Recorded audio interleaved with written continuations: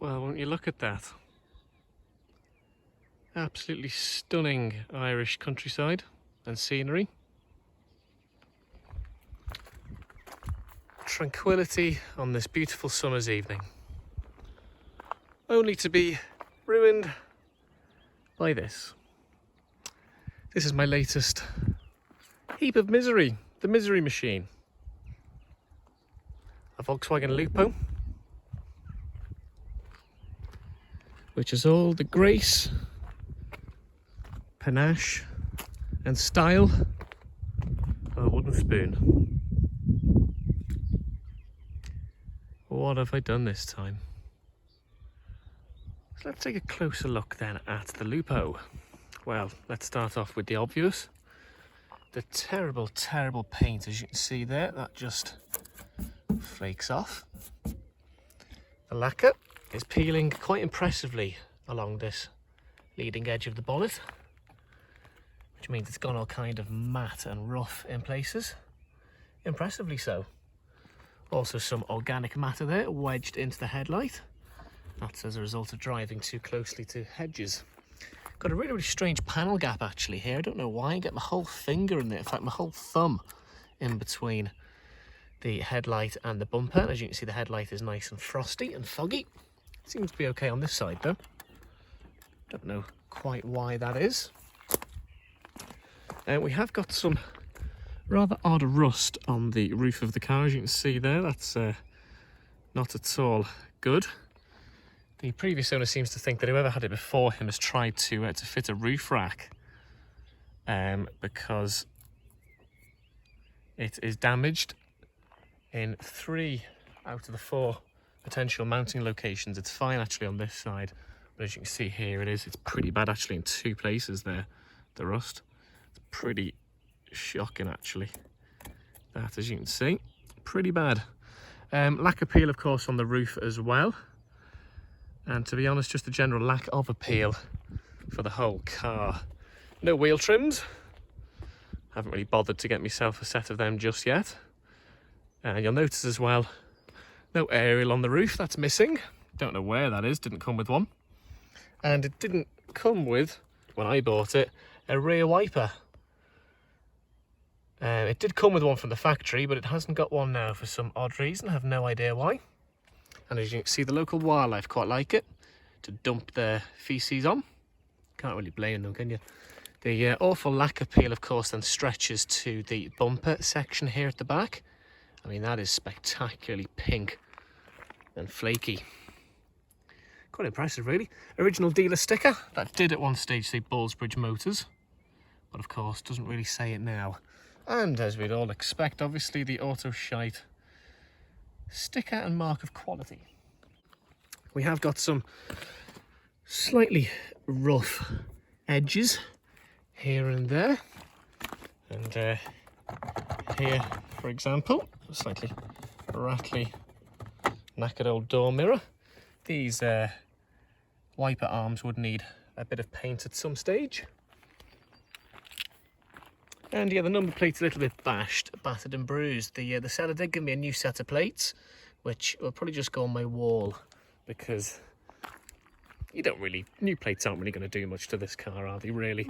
Got another little bit of rust just poking through in the centre of the picture there that I have only just noticed.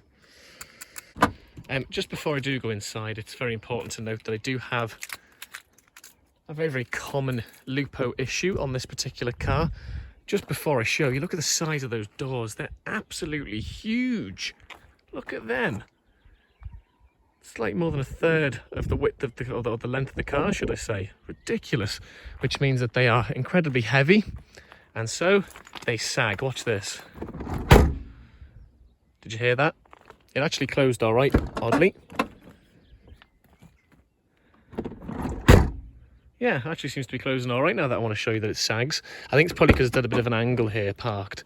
If you do that on the straight, it doesn't really want to close at all. If I get in and try it, there we go. As you can see, the interior light is still on, which means I'm gonna have to get out here and show you over the other side that the door won't be closed properly at all. as you can see, not actually closed at all. So that is something of an issue with this car in particular and Lupos of this age. Anyway, onto the interior. What is it like in here?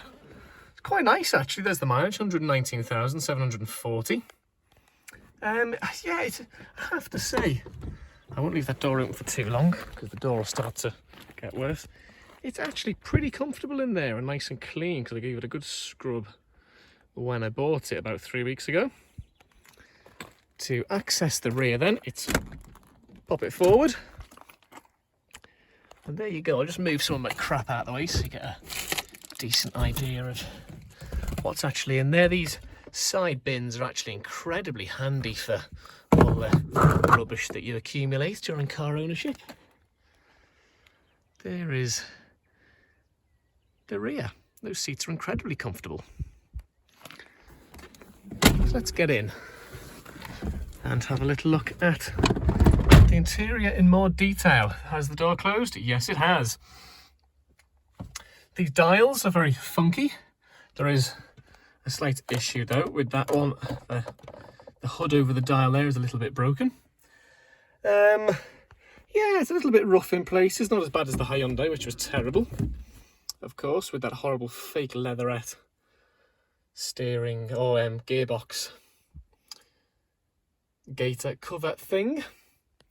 I forgot actually to give that visor a clean. All right. Oh, look at that. Isn't that lovely? Yeah, beautiful old car. I like that a lot.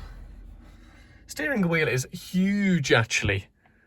It is pretty flippin' big, and of course the size of me means that it keeps getting in the way of my knees whenever I'm steering. Lots of exposed bare metal, which to be honest I quite like actually. I don't really know why I like it, but I do. And plenty of storage down here with these little shelves. Sadly it doesn't have a glove box, which is a shame. All my coins in there. A nice little storage bin in here for my mask and my work phone. As you can see, plenty of depth in that, which is really handy. Aftermarket radio in here, which the sound is pretty good out of it actually, but it's probably not fair to judge because of course there's aftermarket. And another little handy ashtray storage area down here, and one there, which I think was probably designed for coins, but of course if you dare put coins in, it'll go into the handbrake mechanism hole. That's pretty much all. I'm going to show you the engine.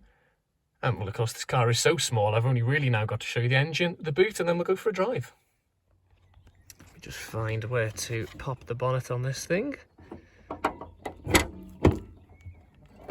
There we go. And fantastically, it's held up in one of those gas struts. First car I've ever owned that's got that mechanism. Even my 2015 Polo doesn't have that. So what have we got in here then? It's a 1 litre 999cc petrol engine. I have no idea how much power it produces, but it is very, very nippy. The previous owner has fitted a new alternator. He was kind of handy with his mechanical stuff. So a new alternator, new belts, new oil filter. You can see there's well, new HT leads apparently. Got plenty of oil in it. Yeah, look, it all looks very, very clean actually under here for a 21-year-old car. New battery, I think he included as well. I will fire her up in a moment and show you what it sounds like, because I have to be honest, it really doesn't sound great. The gearbox is cooked. Well, I say cooked, it still works okay, but it probably hasn't got too long left. And before I fire it up, let me show you the boot. This I always find a little bit tricky to get into, but we should be okay. There we go. Yeah, the boot on these is almost like it was a bit of an afterthought. It's not really worth anything. Look at the size of that. It's absolutely tiny. The world's smallest and cutest parcel shelf as well. Look at that. I mean, you struggle to get anything in there, really. And under here, then, we have the owner's manual with a little bit of service history. It dates back to about 2011. And a full-size spare.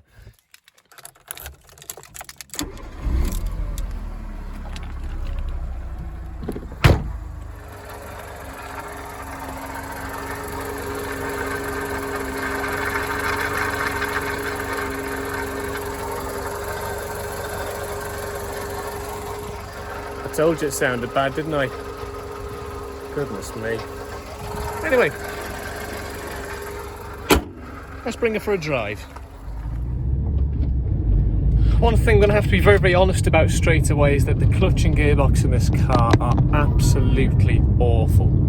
The clutch, you have to sink your foot right to the floor in order to get any kind of gear changing capability, really. I think the synchromesh has probably gone on this gearbox as well, because it can be quite hard to find gears. One thing you're going to notice now in a moment is the terrible whine out of the gearbox when you put it into fifth gear. I'm stuck behind a rather slow moving Renault Laguna at the moment, so I'll wait for that to clear out of the way and then I'll put the foot down in fifth. Ready? Here we go.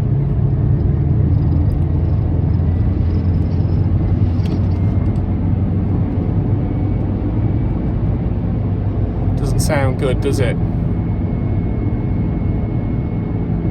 So I've no idea what that is. I did do a gearbox oil change actually about 2 weeks ago roughly, hoping that of course would solve the problem, but it didn't.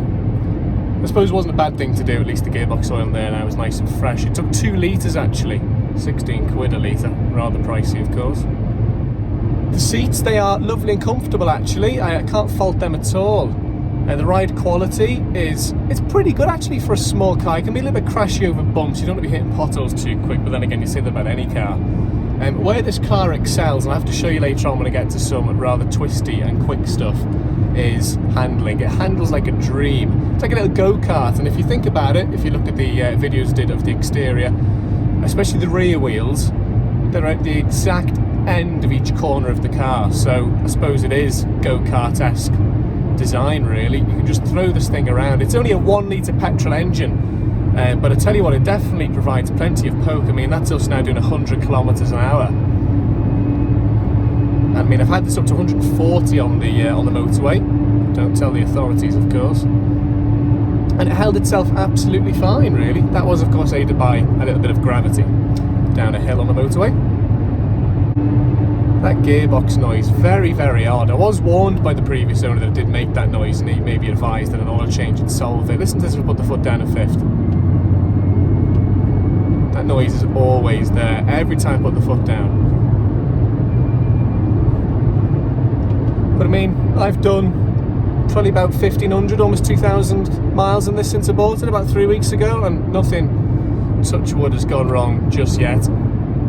Probably will though at some stage. I do think there is a big mechanical issue ahead of it somewhere. But hopefully it won't be in my ownership. There's something else which is really, really good about this car is the visibility. Again, there's loads of glass, unsurprisingly given the size of these doors, which are huge, but lovely big rear window and lovely big clean windscreen. It's really, really, really comfortable and clear in here actually. It's fantastic. Okay, then, so hopefully now in a moment I get the opportunity to drive it on some slightly twistier roads. It is a residential area though, so I'm probably not going to be able to get up too much speed, but if I could put the foot down at some stage I'd be pretty happy. Okay, let's nail that throttle. Into third. Into fourth.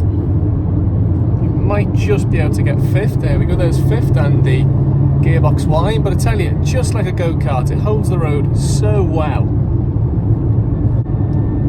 A complete contrast to the Hyundai, which of course you were terrified to bring anywhere near any kind of speed limit for fear that it would just shake itself to pieces. This feels remarkably well built considering it's 21 years old, but then again it is a VW, and of course they build everything pretty well.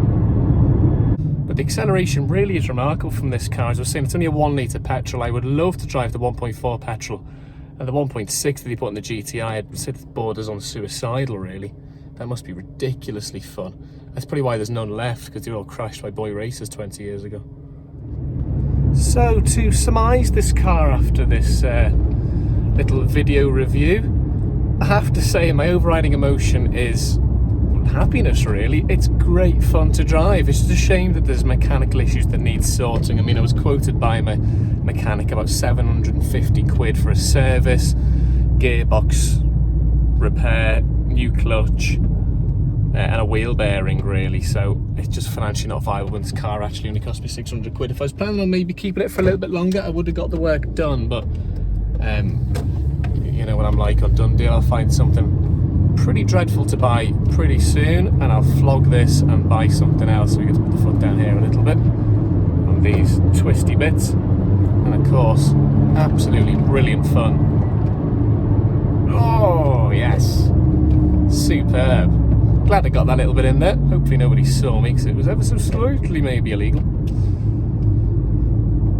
So yeah, just to surmise then, it's a really, really fun car. I tell you what, I'll definitely be on the lookout for one of these in the future, hopefully in slightly better condition than this one and worth a little bit more money. But they are beginning to become quite collectible, these really. I'm hoping I can flog this one at some stage, even despite its myriad of mechanical issues, to be honest. But it may even be worth a little bit in parts. But it's taxed until the end of July and NCT'd until October. So there is a bit of value in this for somebody, if they're looking for a cheap little runabout, or maybe even a little project, because there's plenty of life left in this car yet.